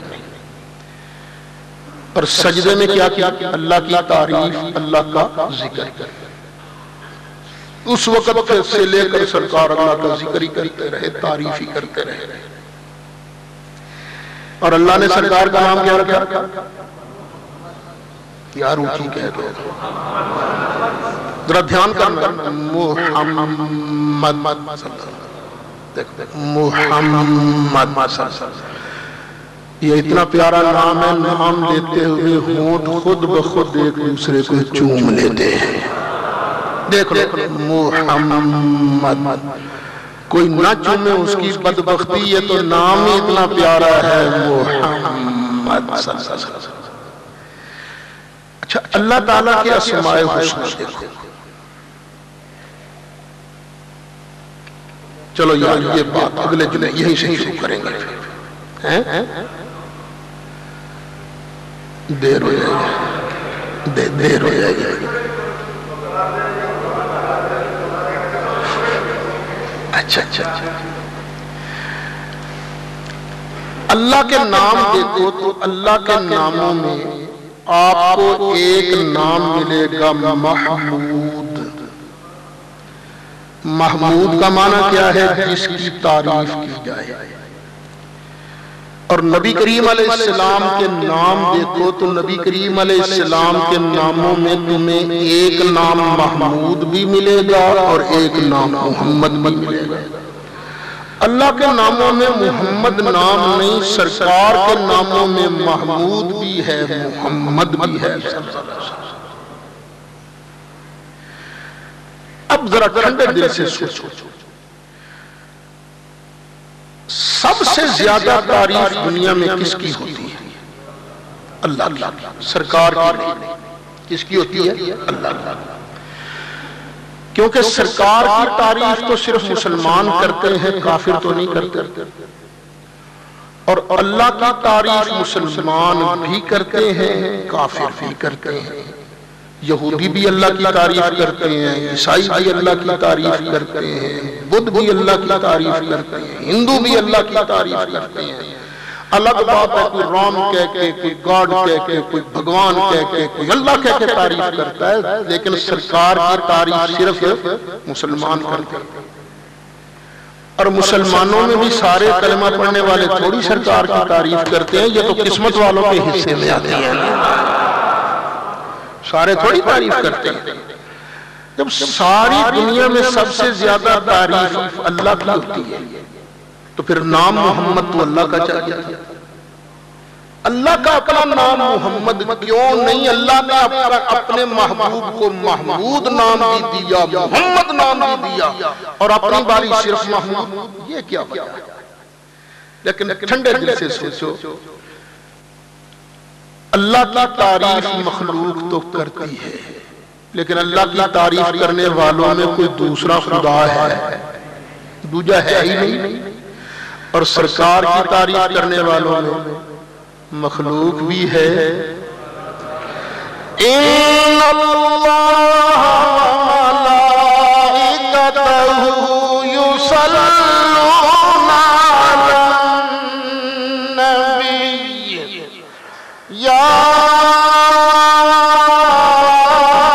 ایھا الذین آمنوا صلوا علیہ وسلموا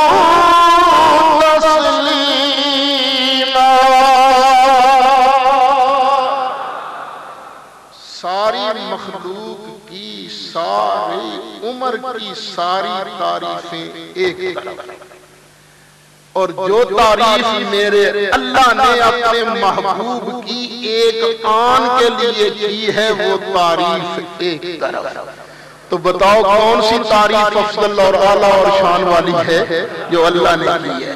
جب مخلوق نبی کریم علیہ السلام کی تعریف کرتی ہے سرکار بنتے ہیں محمود، اور جب خالق و مالک اپنے محبوب کی تعریف کرتا ہے تو سرکار بنتے ہیں محمد. شاعر دربار رسالت حضرت حسان بھی فرماتے ہیں فَشَقَّ لَهُ مِنْ اسْمِهِ لِيُجِلَّهُ. اللہ نے اپنے محبوب کے نام کو اپنے نام سے مشتق فرمایا، اپنے نام سے نکالا. فَشَقَّ لَهُ مِنْ اسْمِهِ لِيُجِلَّهُ فَظَلَّ اسْمُ محمود وَهَذَا محمد. اللہ تعالیٰ نے اپنے محبوب کے نام سے مشتق فرمایا. یہاں کتنے مزے کی بات ہے، اور صرف محبوب ہے، لیکن جب محبوب کی باری آئی تو اللہ نے محبوب محمد نام دیا. اب پھر اعلیٰ حضرت عاشقوں کے امام 14ویں صدی کے مجدد اعظم. ہر صدی میں کوئی ضروری نہیں ہے کہ مجدد ہو، اور بھی ہو سکتے ہیں، لیکن جتنے بھی ہوئے تھے ان سب میں افضل اور اعظم مجدد 14ویں صدی کے کون ہیں؟ اعلیٰ. وہ فرماتے اے رضا خود صاحب قرآن مداح حضور. اے احمد رضا قرآن بھیجنے والا خود سرکار کی مدح سرائی کرتا ہے. اے رضا خود صاحب قرآن مداح حضور. اے رضا خود صاحب قرآن حضور. تجھ سے جب ممکن ہے پھر مدحت رسول اللہ کی، تجھ سے جب ممکن ہے پھر مدحت رسول اللہ کی. ہم لوگ جو ہے نا، ہم لوگ یہ سرکار کا ذکر کرتے ہیں، سرکار کے نام کی محفل سجاتے ہیں. دیکھو ہمارے محمد پورہ میں 12 دن تک مسلسل فجر کی نماز کے بعد محفل میلاد ہو رہی ہے. یہاں شاداب کالونی میں میں نے اشتہارات دیکھے ہیں، 12 دن تک یہ سرکار کے نام کی مسلسل محفلیں ہو رہی ہیں. ہم بھی جب سے پیدا ہوئے ہمارا گفتگو کا زیادہ تر محور سرکار کی ذات ہوتی. لوگ کہتے ہیں تو انہوں کچھ اور نہیں ہوگا لیکن اللہ کرے اور کچھ آوے آوے تے یہ گل آوے. اے رضا خود صاحب قرآن مداح حضور. اے رضا خود صاحب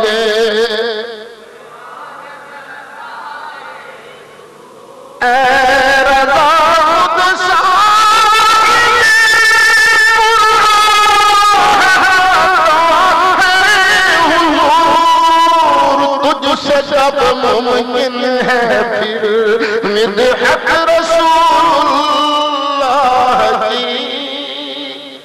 تو یہ ہم کوئی سرکار کی تعریف نہیں کرتے، ہم اپنا مقدر سرکار کا نام لے کر سوال آئے. ما ان مدحت محمدا بمقالتی، ہم بول کر کوئی سرکار کی تعریف تو نہیں کرتے کہ جی ہم نے سرکار کی تعریف کر لی. وَلَٰكِن مَدَحْتُ مَقَالَتِي بِمُحَمَّدٍ، ہم تو سرکار کا نام لے کر اپنی تقریر کو سنوار لیتے ہیں، بلکہ اپنی تقدیر کو سنوار لیتے ہیں. تو یہ سرکار کے ذکر کی محفلیں سجایا کرو، سرکار کا ذکر کیا کرو، میرا اللہ راضی ہوتا ہے. دیکھیے ہمارا مقصود اصل میں کون ہے؟ اللہ کو ہم راضی کرنا چاہتے ہیں، لیکن اللہ راضی کس طرح ہوتا ہے؟ محبوب کا ذکر چھوڑ دو، صرف اللہ اللہ کرو تو اللہ راضی ہوگا؟ میں نے ایک دو بار مثال دی تھی، کوئی آدمی آپ کی مسجد میں آن کے اذان کہے جی میں اذان کہنا چاہتا ہوں، اللہ اکبر اللہ اکبر اللہ اکبر اللہ اکبر، اشہدو اللہ الہ الا اللہ اشہدو اللہ الہ الا اللہ، اور پھر آگے کہے حی علی الصلاۃ حی علی الصلاۃ، تو تم کیا کرو گے؟ کہو گے ہوش کرو، کہتے ہیں اشہدو ان محمد الرسول، وہ کہے نہیں میں نے نہیں کرنا ہے، میرا مقصود صرف اللہ ہے، حی علی الصلاۃ اشہدو اللہ الہ الا اللہ اشہدو اللہ الہ الا اللہ، پھر آگے حی علی الصلاۃ. پہلے تو سمجھاؤ گے، اگر وہ کہے نہیں میں نے نہیں سرکار کا نام لینا، اب کیا کرو گے؟ وہ کہے گا یا اللہ نام تیرا لیا مجھے لتر پڑ رہے ہیں، تو اللہ کہے گا ایتھے بھی پہن گے اگے بھی پہن گے، لترا تو بچنا چاہنا ہے میرے محبوب کا نام لینا ہی پہن گا. تو بھی ایسی بھی نہ راضی اللہ نو کرنا ہے، پر لترا تو بچن واسطے وہ دے سونے کا نام لینا ہے. کیوں راضی اللہ تعالیٰ محبوب کے ذکر سے ہوتا ہے. تو محبوب کا ذکر کرو، جھوم جھوم کے کرو، اور جس سے پیار ہوتا ہے نا بندہ اس کا ذکر کرتا ہے. سرکار کا ذکر کرو، سرکار کا ذکر سنو، سرکار کی صورت بیان کرو، سرکار کی سیرت اختیار کرو، اللہ تعالی ہمارا بیڑا پار فرمائے. تو یہاں جمعے کو بھی ذکر ہوتا ہے، آگے پیچھے بھی ذکر ہوتا رہتا ہے، لیکن خاص رات جو ہے نا میلاد شریف والی، اس رات پھر انشاءاللہ یہاں ذکر رسول ہوگا، میلاد کی محفل سجے گی، اور انشاءاللہ میں تو حاضر ہوں.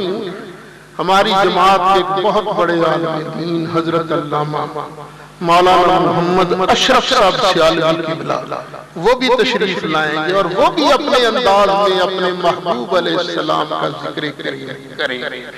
سب کے آگے ہاتھ جوڑ کر میں دعوت دیتا ہوں تشریف لائیے. کوٹ مومن سے ایک اشتہار بھیجا، کتنے سال پرانا؟ 23 سال پرانا. علماء دیوبند کی طرف سے اشتہار ہے، اور اشتہار کیا ہے؟ میلاد النبی صلی اللہ علیہ وسلم کے موقع پر وہ جلوس نکال رہے ہیں ربوہ میں. ہم کہتے ہیں یارو ربوہ میں اگر میلاد کا جلوس جائز ہے تو فیصل آباد میں کوئی بھیڑ ہوں گی، تو فیصل آباد میں کر لے آتے ہیں، یہاں فتوے تو نہ لگا ہوگا. بھئی یہ خوشی ہے سرکار کے آنے کی، کوئی جس طرح بھی کرے وہ سارا کا سارا جائز ہے، روا ہے، درست ہے. ایک بھائی نے ایک روکہ دیا ہے، مجھے سمجھ نہیں آ رہی میں اس کا جواب کیا عرض کروں. آپ کی بارگاہ میں عرض ہے کہ 12 ربیع الاول شریف کو جب ہمارے یہاں شیخ کالونی میں محفل ہو رہی ہے تو یہاں انشاءاللہ لنگر بھی تقسیم ہوگا. تو ہم چاہتے ہیں کہ یہاں پر کیک بھی کاٹا جائے، اس لیے آپ جو ہم دوست یہاں جمعہ پڑھنے آتے ہیں، آپ ہم سے اگر حصہ ڈالنے کو کہیں گے تو ہم سب دوست حصہ بھی ڈالیں گے. آپ کی مہربانی، کیک کا بھی انتظام ہونا چاہیے. مجھے نہیں سمجھ آ رہی کیک کیوں، مجھے نہیں سمجھ آئی. مٹھیائی وغیرہ لے آنا، جو آپ کی خوشی ہو تقسیم کر دینا، مجھے تو کوئی اعتراض نہیں. کیا نام ہے؟ یہ بیٹا طلحہ اور ان کے والد آئے ہیں کہ 500 روپیہ ہے، کسی چیز میں بھی حصہ ڈال دیجیے. تو یہ تو بڑی اچھی بات ہے، مجھے اختیار دے دیا گیا ہے، کیونکہ میری اپنی خواہش یہ تھی کہ اس دفعہ وہ لنگر شریف کا جتنا اہتمام ہے نا وہ سارے کا سارا میں ہوں، یہ میری اپنی خواہش تھی۔ تو ظاہر ہے باقی بھی انتظامات ہوتے ہیں، اگر کہو گے تو میں لنگر شریف میں ڈال لیتا ہوں۔ ہاں جی یہ ٹھیک ہے، باقی بھی تو اخراجات ہوتے ہیں، تو انشاءاللہ لنگر شریف کا جتنا ہے وہ انشاءاللہ میں خود انتظام کرنا۔ یہ لائٹیں بھی ہونی ہے، اشتہار بھی چھپنے ہیں، بینر بھی چھپ رہے ہیں، اور بھی اخراجات ہوتے ہیں۔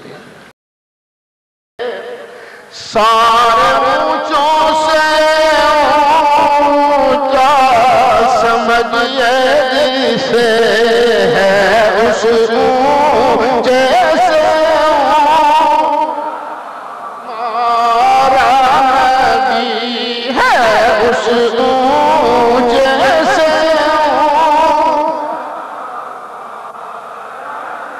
اور ملک کونین میں انبیاء تاجدار، ملک کونین میں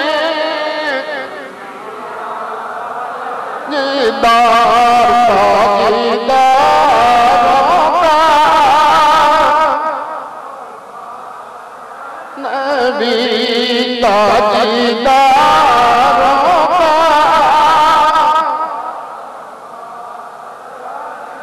غمزدوں کو نظام یدی ہے، غمزدوں کو نظام یدی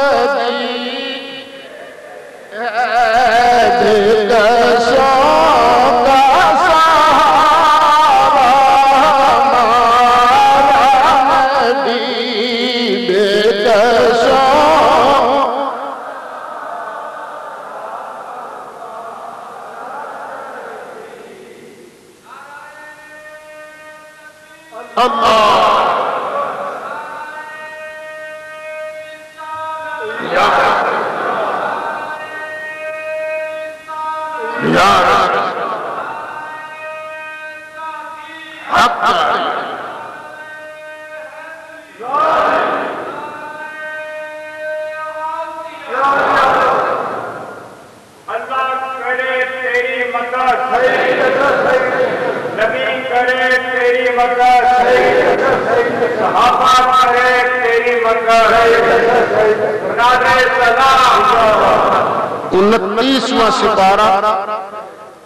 انتیسواں سپارہ سورۃ قلم آیت نمبر 9۔ اللہ فرماتا وَدُّوا لَوْ تُدْهِنُوا فَيُدْهِنُونَ،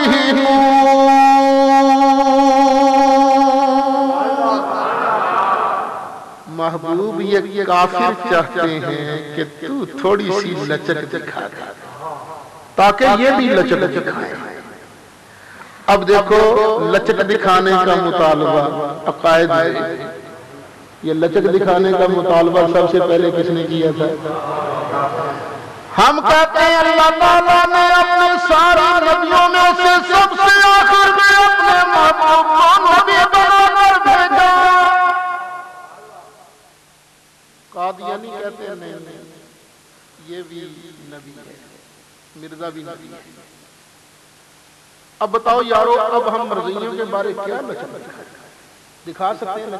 کئی کہتے ہیں نا نہیں ایڈے ڈاڈے بھی نہ بنے تھی، کوئی نہیں ہوئی کریں دے نہیں قادیانی۔ میاں لچک کا مطالبہ نہ کرو،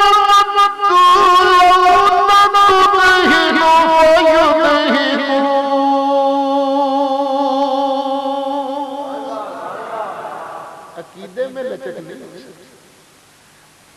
اچھا، ہم ابو بکر صدیق کو نبی کریم علیہ السلام کا خلیفہ بلا فصل مانتے ہیں۔ سرکار کے بعد سب سے پہلے خلیفہ کون ہے؟ حضرت ابو بکر صدیق۔ شیعہ حضرات ان کو گالیاں دیتے ہیں، کافر کہتے ہیں، مشرک کہتے ہیں، مرتد کہتے ہیں، لعنتی کہتے ہیں، بڑی بڑی عجیب گندی باتیں کہتے ہیں حضرت ابو بکر صدیق کو۔ اب ہم کہتے ہیں جو بھی حضرت ابو بکر صدیق کو کافر کہے گا، مرتد کہے گا، وہ تو مسلمان نہیں رہتا، مسلمان نہیں رہتا وہ، اس لیے ان کا جنازہ نہیں پڑھنا۔ اب کئی ہمیں کہتے ہیں نہیں ایڈا سخت بھی مسئلہ نہ رکھو، تھوڑی سی لچک دکھا۔ اب بتاؤ ہم کیا لچک دکھانے کا مطلب کیا ہے کہ ابو بکر کی شان کچھ نہیں شان۔ کسی سے قرضہ لینا ہو اس میں تو لچک دکھائی جا سکتی ہے، ٹھیک ہے بھائی مہلت دے دو، اپنے ذاتی معاملات میں تو لچک دکھائی جا سکتی ہے، لیکن جہاں پر اللہ کی عزت، نبی کریم علیہ السلام کی عزت، صحابہ کی عزت، رسول کی عزت کا معاملہ ہے تو وہاں لچک دکھائی جا سکتی، وہاں ان الذین قالوا ربنا اللہ ثم استقاموا،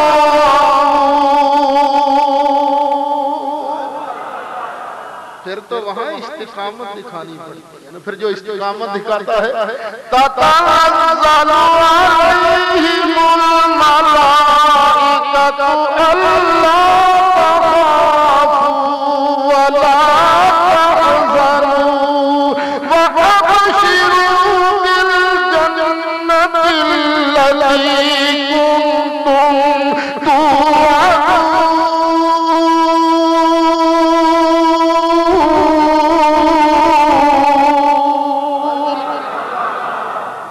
استقامت دکھاتا بشارتیں بھی اللہ فرماتا نحن اولیاؤکم فی الحیات الدنیا وفی الاخرہ، اور استقامت دکھانے والا ہم دنیا کی زندگی میں بھی تمہارا ولی ہے، تمہارا دوست ہے، اور آخرت میں میدان محشر میں بھی تمہارا دوست ہے۔ اللہ تعالیٰ ہم سب کو استقامت نصیب فرمائے۔ سچی بات ہے، میں تو کئی بار کہہ چکا ہوں، آج پھر کہتا ہوں، دیوبندی علماء سے بھی اہل حدیث علماء سے آؤ صرف قرآن و سنت پر اکٹھے ہوئے۔ میں بار بار کہتا ہوں قرآن و سنت پر اکٹھے ہونے کا مطلب یہ لچک نہیں دکھانا، یہ نہیں کہ منڈا نہیں کرنا، جو قرآن کہے جو مصطفیٰ فرمائے بس اس کو مانو۔ اگر وہ ہماری بات کی تردید ہو، خدا کی قسم ہے ہم تمہارے مرید بن جائیں گے، لیکن اگر قرآن تمہاری تردید کرے تو پھر اسی مرید نہیں بنانا چاہتے، اسی آنے بس اسی مدینہ شریف والموں کے کہہ دینا یا نبی سلام کا، یا رسول سلام کا، یا حبیب کا، صلوات اللہ۔ میں پھر معذرت خواہ ہوں، ٹائم کچھ زیادہ لگ گیا، یار زندہ صحبت۔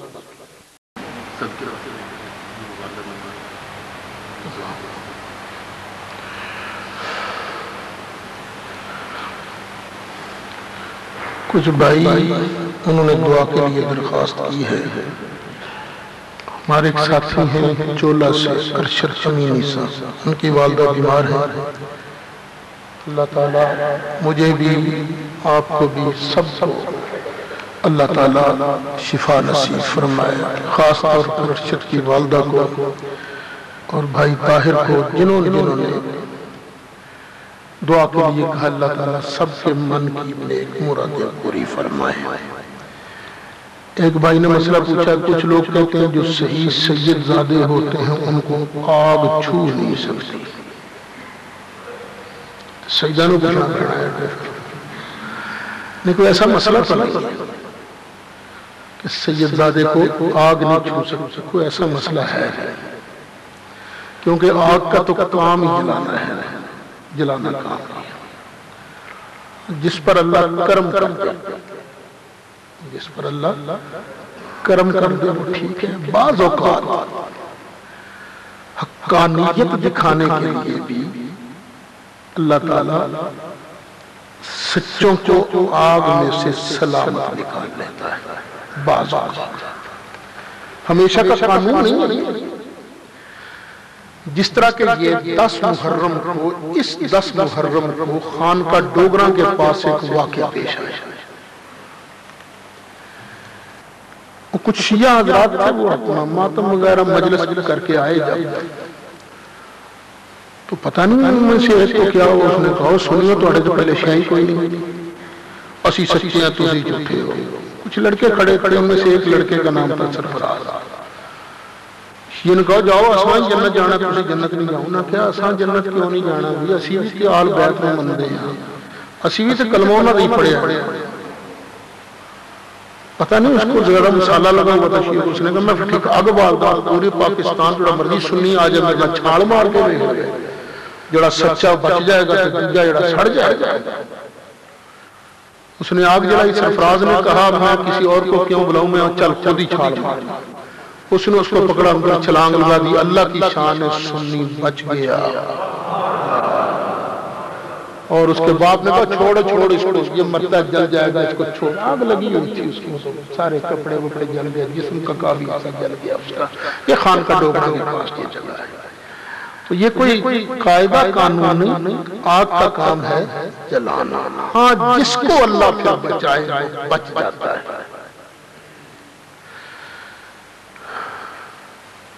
जल्दी कर लो।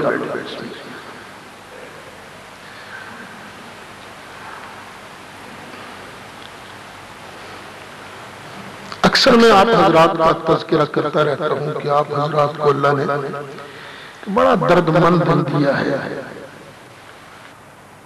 जब भी मैं किसी गरीब के बारे, किसी गरीब बच्ची के बारे में कुछ आपसे रिक्वेस्ट करता हूँ, आप दिल खोल कर उसमें हिस्सा लेते हो। मेरे एक जानने वाले पीर भाई है, यही मौजूद है इस मजलिस में।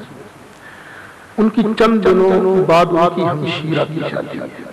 काफी गरीब लोग हैं, तो मैंने भी कुछ ना कुछ हिस्सा डाला है, तो आपसे भी दरख्वास्त है, ये अगर अल्लाह ताला की रजा हासिल करनी है तो अल्लाह को राजी करने के लिए ना कुछ हिस्सा आप भी डालें। थोड़ा थोड़ा करने से भी ना, अगर उनका बोझ हल्का होता है तो इसमें कोई। हजरात ये एक ऐलान से बात फरमा लें, आज की इस महफिल पाक समेत पाकिस्तान और बिलखुसूस फैसलाबाद में होने वाली तमाम बड़ी बड़ी महाफिल और जय्यद उलमा इकराम की वीडियो सीरीज आप हासिल कर सकते हैं फैजान मुहद्दस आज़म कैसेट हाउस, जो कि अरशद मार्केट जंग बाजार में वाक़ है। आज की इस महफिल पाक समेत पूरे पाकिस्तान और बिलखुसूस फैसलाबाद में होने वाली तमाम बड़ी महाफिल और मुल्क पाकिस्तान के जय्यद उलमा इकराम की आप वीडियो सीरीज हासिल कर सकते हैं। अरशद मार्केट जंग बाजार फैजान मुहद्दस आज़म कैसेट हाउस, जनाब पीर कारी मोहम्मद जहांगीर साहब आपसे।